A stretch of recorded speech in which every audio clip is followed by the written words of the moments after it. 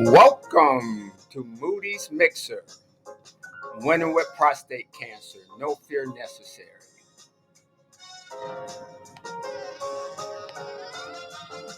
Hello, I want to welcome you to Winning with prostate cancer, no fear necessary.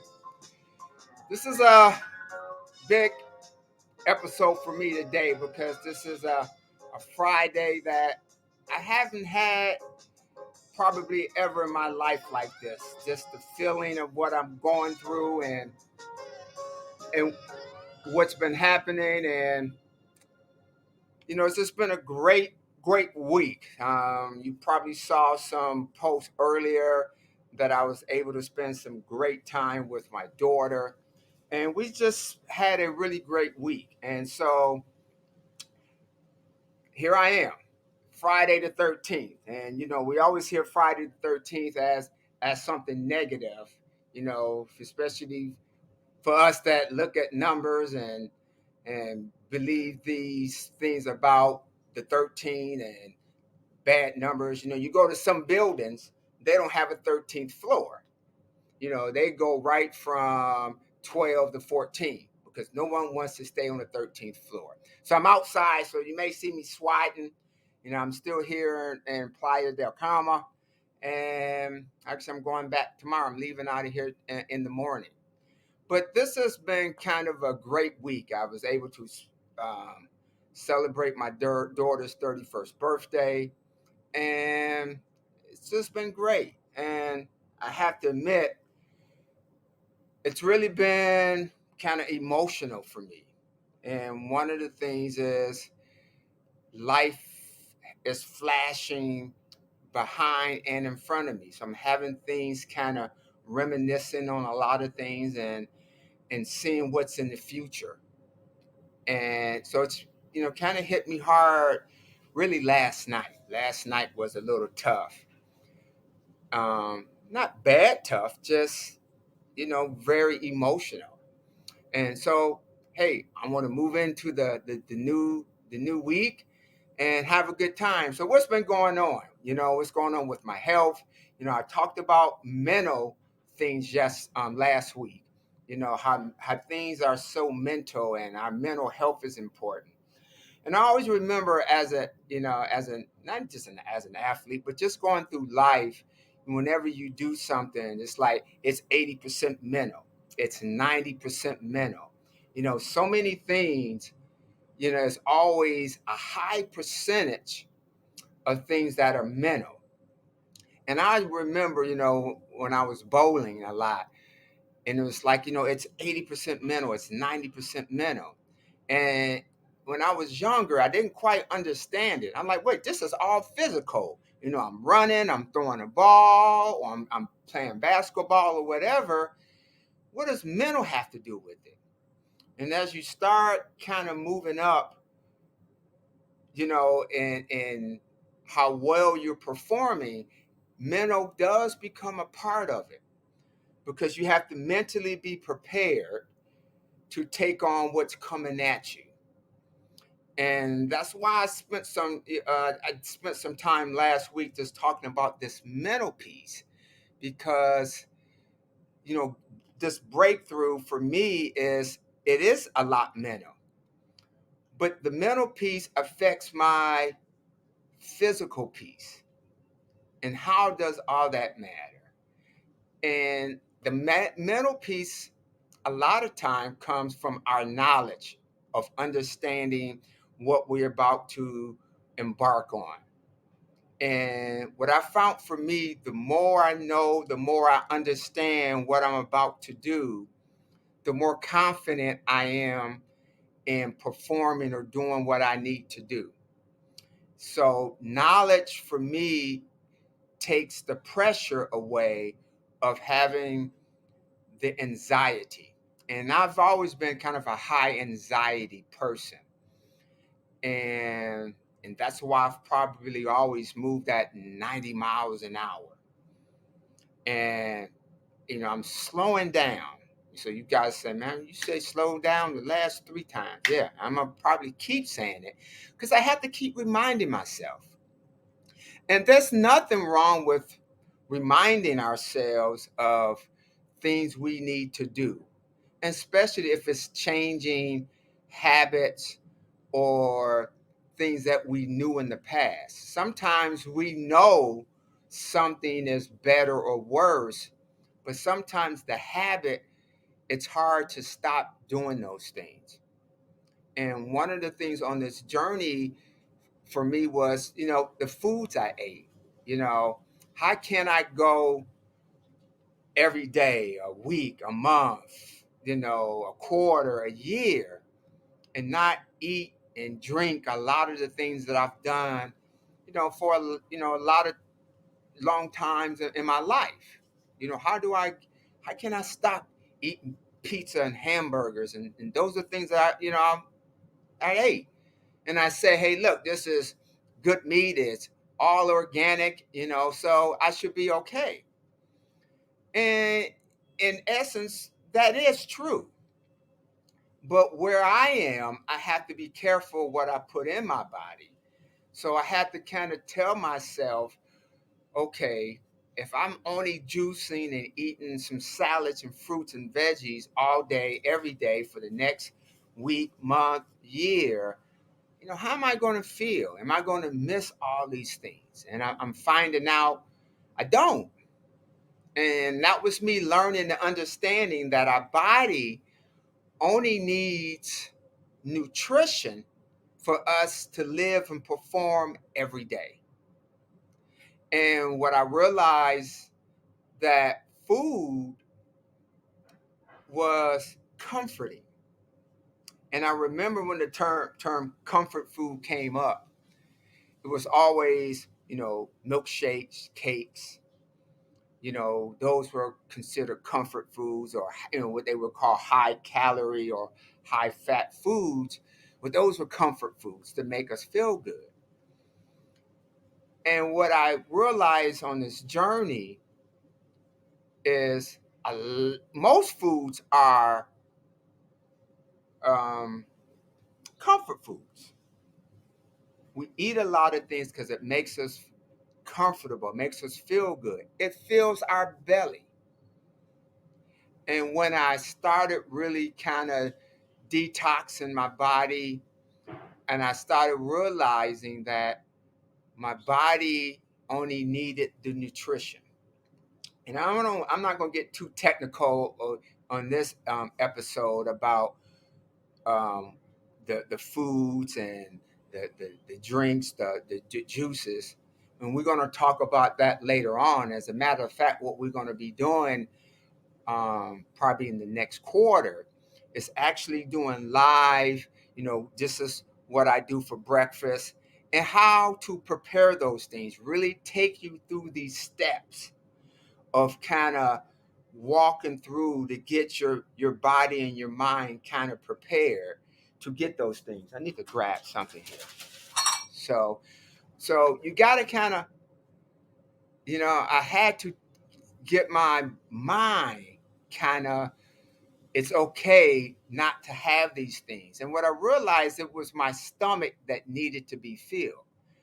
And you've heard me saying, in past episodes, I don't get hungry anymore. And I really don't. I tell you the irony of it though.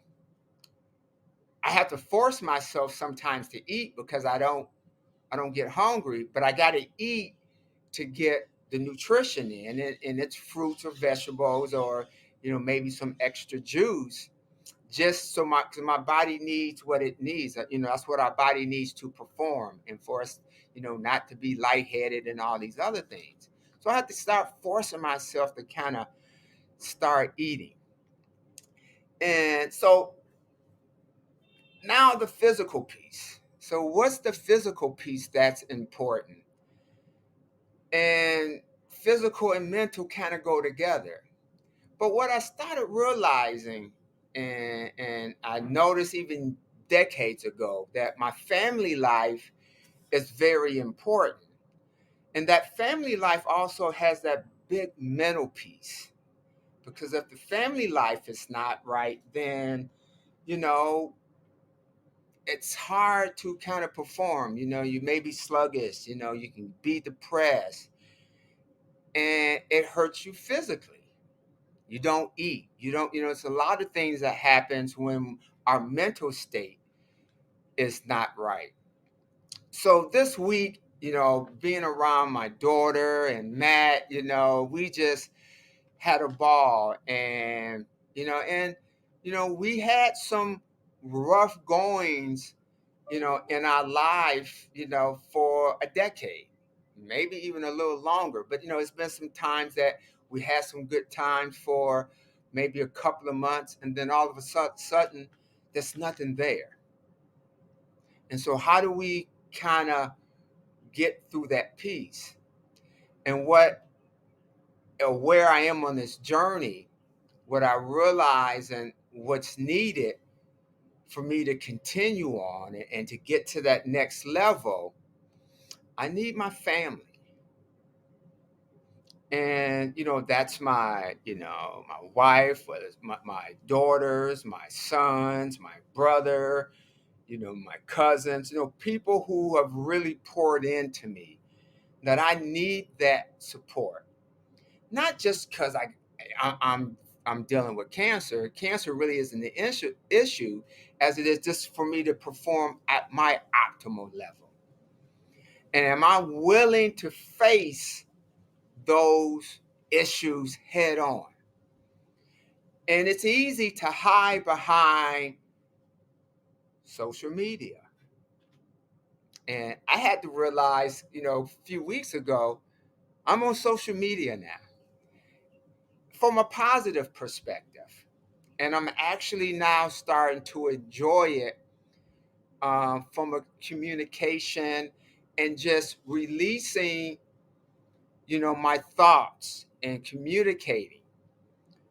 And so how does that all kind of fit in? And so one of the things that transpired this weekend, and I'm posting kind of a little letter, I you know might be 3 or 4 paragraphs, and it's gonna really say a lot of things, and I just kind of want to touch on a few of those, just kind of, where I am right now.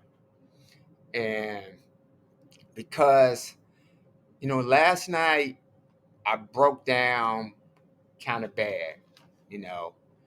I mean, I kind of boo-hoo cried last night, and I actually did it again this morning. And it's not because I'm sad or I had a cancer diagnosis or anything like that. It's really just been the beauty of life and the beauty of family and spending this time with, my middle daughter, Caitlin, just kind of brought all that back, full circle to me. And one of the things I had to start understanding is I have to be careful of the outside noise. So on this journey from a health perspective, people are always telling me if they hear I have cancer, try this, do this, do this.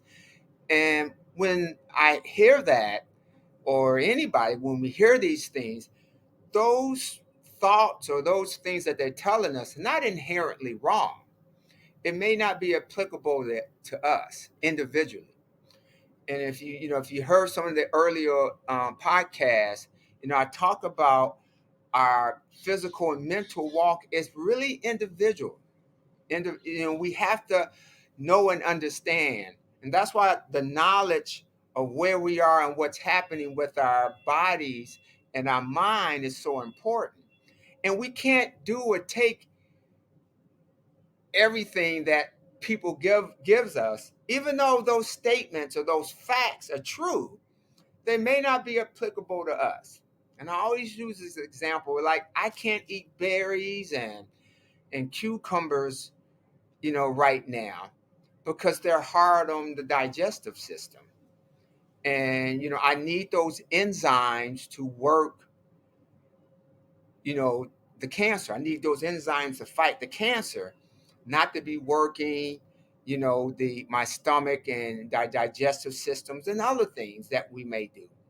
I need my liver to be operating at its optimal. And that's why I can't drink anymore. It's not a religious call that I'm saying, anything like that. It's just that I know alcohol affects the liver. And so understanding where you are individually, that's why getting these tests and knowing where you are is so important. And so I'm learning another language, Spanish, because, I spend a lot of time in Mexico. I'm here now, but I'm not in the city where I actually kind of live or spend most of my time. So learning this other language is teaching me a lot. And I read something yesterday. Somebody made a comment about if you can't speak well, it means you're stupid or you're not very smart. And I know people who speak very well and don't know anything, and people who don't speak well who are very intelligent. And I know I had speech problems and still have issues speaking.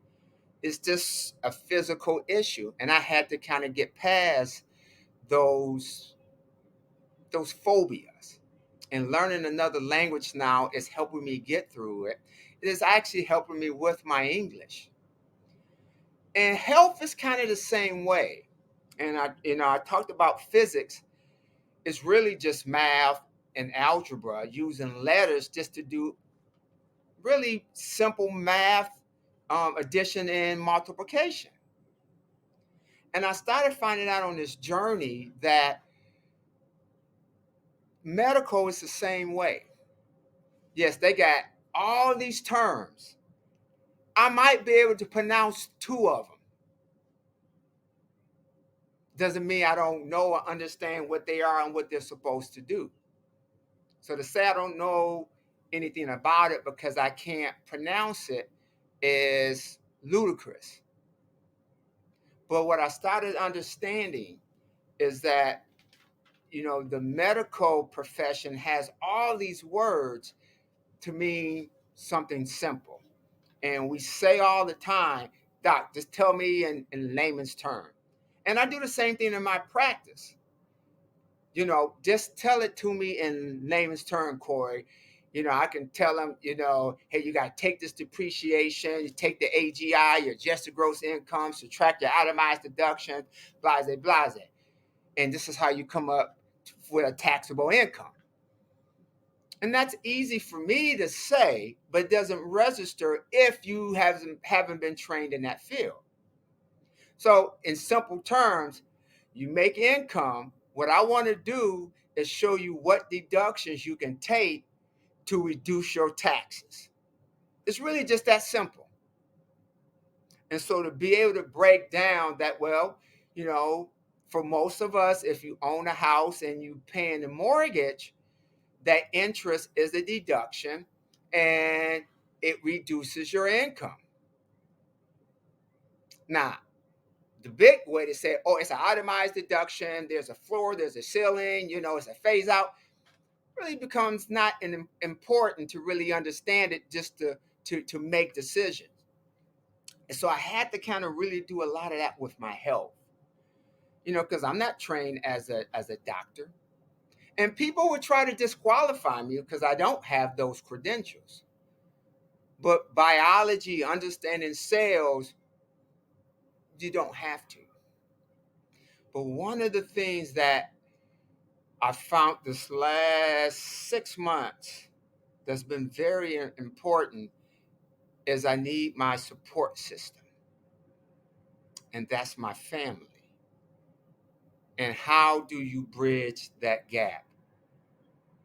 And it's been some tough battles these past 10, 15 years. I've gone through a divorce, and that's tough on the kids and it's tough on the adults. No matter what the situation is, divorces are tough.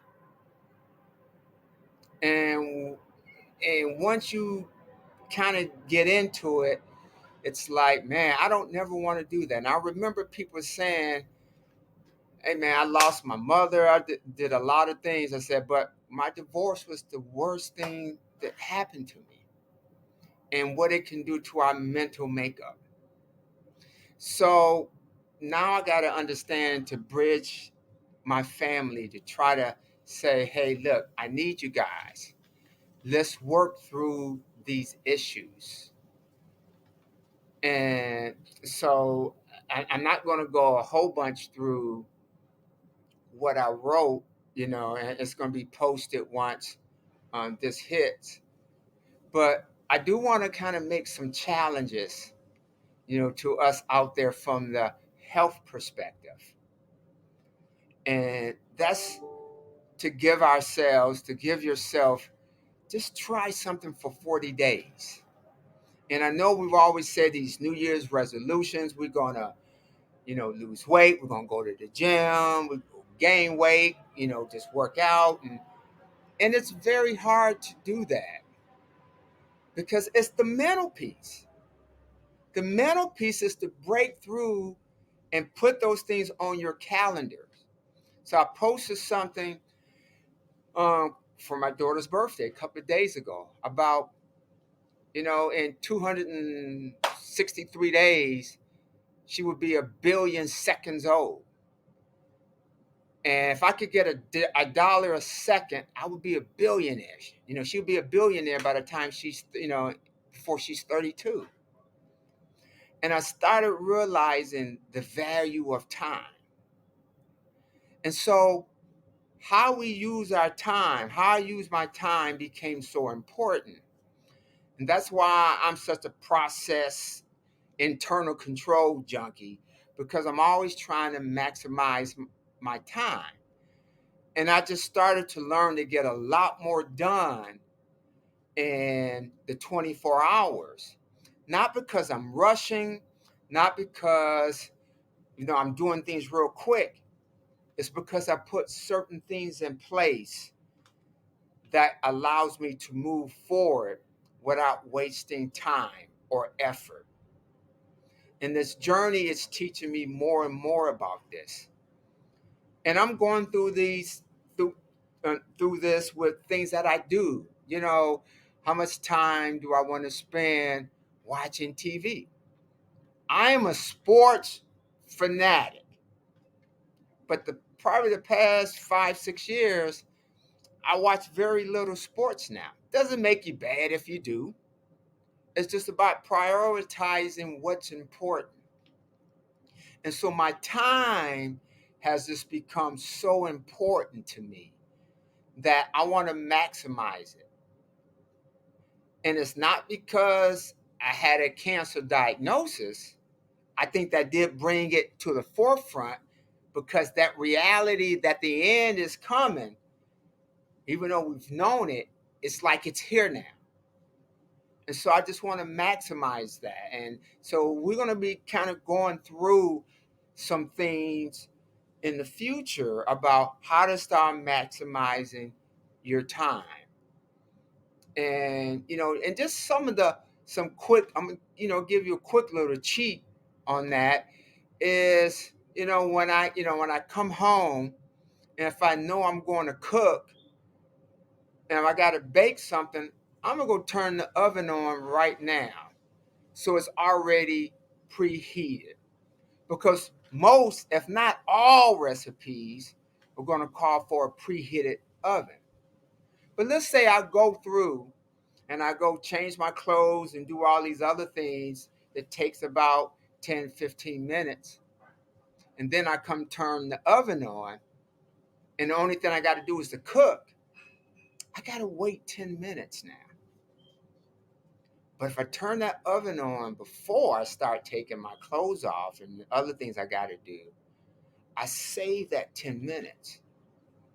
And there's a lot of those things that I'm always constantly trying to improve in my life, and not to get so crazy about things. So this trip was kind of funny. So I was coming here Monday, but there were a lot of canceled flights Monday out of Las Vegas. So now they got to move people on all these other flights. And now the flights are canceled. Now you got all these folks on standby. It doesn't matter whether you have a ticket or you are non-rev. It doesn't matter. You're not getting on the plane because there's only so many seats. So I didn't get out Monday. And I was just like, it's really okay. I went home. I got to do some things. And I came right on back. So I fly out Tuesday. My bag's not there because my bag was supposed to go out. So I get to Cancun on Tuesday. My bag's not there. So I put the claim in. I got to go back and pick it up. So I get checked into my place, and because the main thing, I wanted to be here Wednesday for Caitlin's birthday. That was the most important thing. So ordinarily, I could get stressed worrying about the bag and like, man, the bag's not here. And I just told myself, just get, as long as you get the bag tonight, no harm, no foul. This where the mental piece came in, that don't let it mess up this vacation, this time that you have planned. So I went to get my bag. Now they want to rip me off trying to come back with my bag because they have these special laws of who can bring you back with these taxis and with these cabs. I took the cab there. Cost me, I don't know, what, $50, 40, $50, something like that. But on the way back, it was $100 and something dollars. I just smiled and laughed and said, here, man, here's my, Tejada de Credito. Here's my credit card. It just didn't matter because my bag showed up on a later flight. And I didn't really have to do a whole bunch. It kind of happened automatically. It just didn't come on that flight. But what I should have done is got up a little earlier the next day and made sure that bag was going to be on the flight that I was on. But because I didn't do that, I lost that time and those dollars. And I could have done it. I just didn't do it. So those things happen in our lives. And ordinarily, it could have ruined my day or my next day. And we would have been talking about what didn't go right. And so when Wednesday came, it was like everything just bumped out. And kind of the same thing now, with my family, what's been going on. And I'm going to kind of leave what I posted and what I am posting for you to just kind of read and just kind of go through it. And what are we willing to fight for? What are we willing not to let mess up our days, our months, our years, and our family relationships? Because life is tough, but it's really easy. And if we can get the mental peace, those things that come at us, we can get through. And I'm saying this from my own perspective of where I've come and where I am at this point in my life. So I'm looking at my family totally different now. And there were decisions that I've made over the past, 10 years. They were very tough. But I had to believe that these were the right decisions to make. And I just mean really personally, with the real intimate relationships with my wife, my kids, my brothers, those people that, we can get sucked into what seems right. And there's this one word that it used to drive me crazy. And I realized that we use that to manipulate, and that's selfish. What really is selfish? Because if I can make the decision and I can say I'm the head of the house, a lot of decisions I make aren't always comfortable, don't always make everybody else feel good, and it can get thrown back to me, you just being selfish. But I know that this is the best decision in the long run.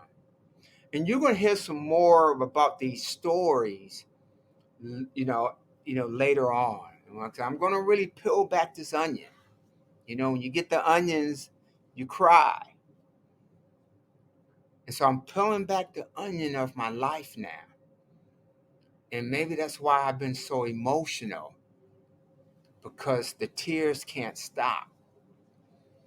And one of the things, my parents have been, gone for 3 years.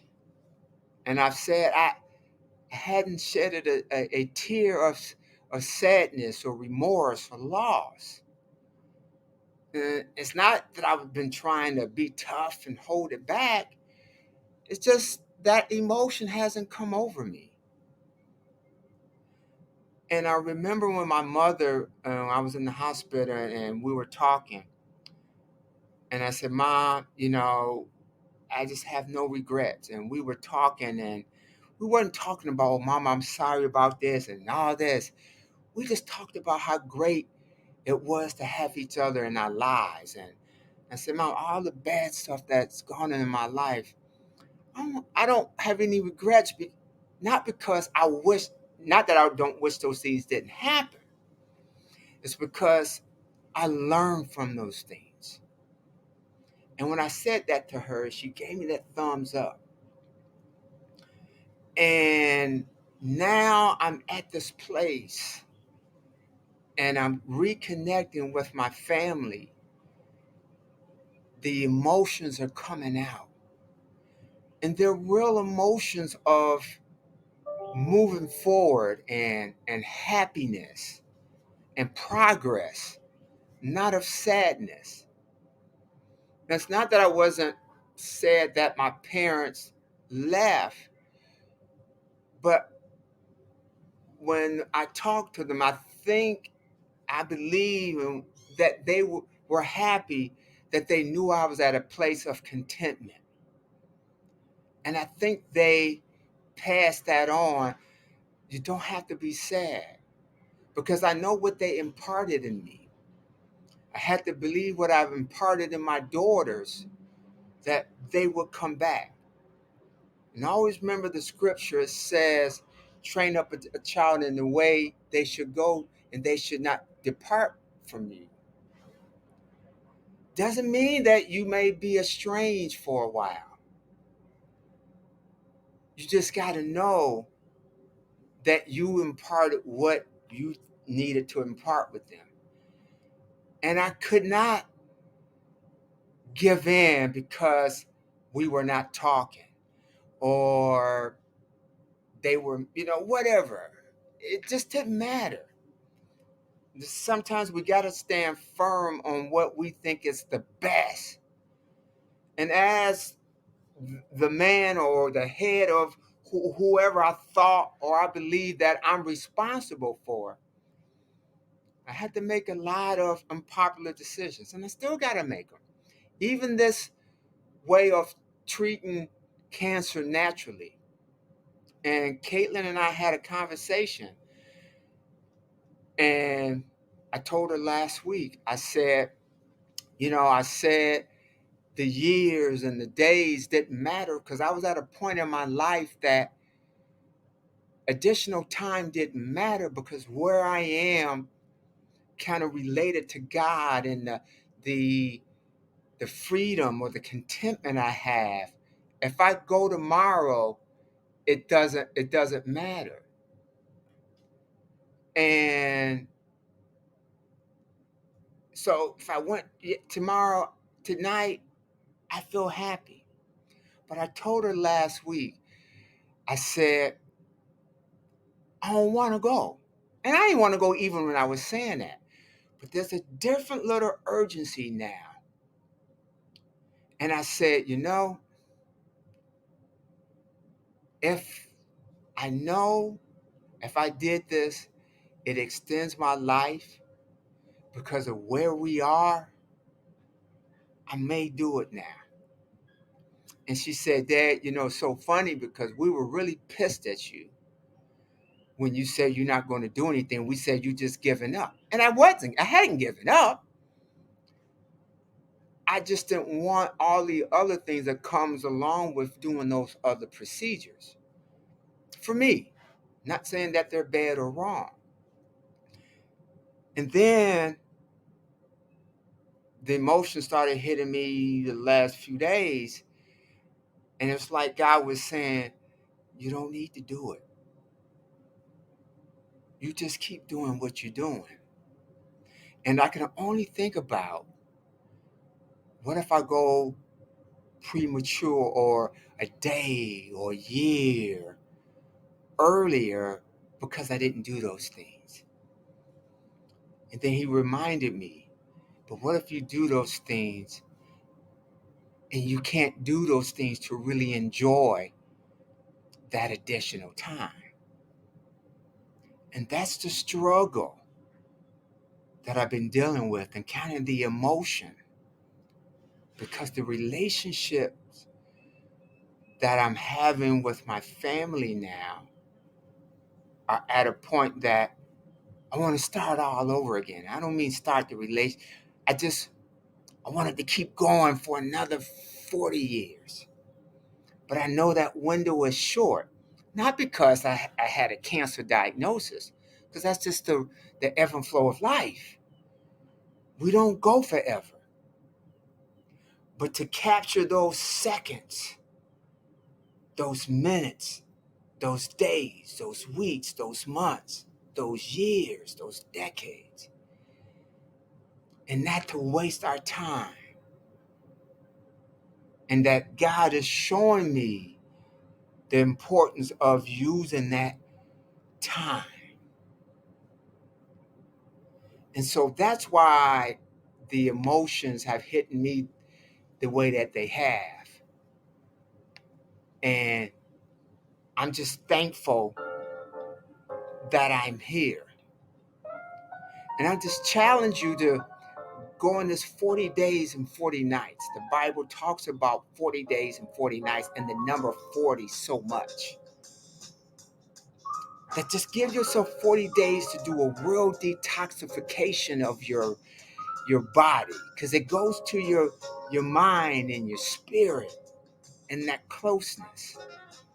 And I know you may have tried diets and going to the gym and not smoking and drinking and all these other things. And I'm not saying don't do these things from a religious, because see, you can't do these things because you think God gets mad. Because we know with salvation, hey, we got an advocate. So I can still do these things. But I'm saying do these things for yourself, for your family, to give yourself those 40 days. Because I know within those 40 days, you're going to see a change. So we're going to start this 40-day challenge. Because where I am with my family and some other relationships, and there's a bunch of people I owe apologies to, that I'm sorry. And I hope when I reach out, you just take the call and just let me say I'm sorry, because of the comfort that I hope it brings you, that it brings to me. Because when people have come back to me and apologized to me, I know how it lifted me. And so the space that I'm in now, it's nothing like it. And that's why the emotions that I'm having daily, and it's not just at night. It could be 3-4 times a day. And sometimes it's just the dribble. And sometimes it's a full out boo-hoo. And are we just so afraid to expose ourselves? And you don't even have to expose it to anyone else. But I just thought I had to at least expose it to myself. And God takes care of it. That's the strength that God has given me, to not to be afraid. So I want us to go on this 40-day challenge.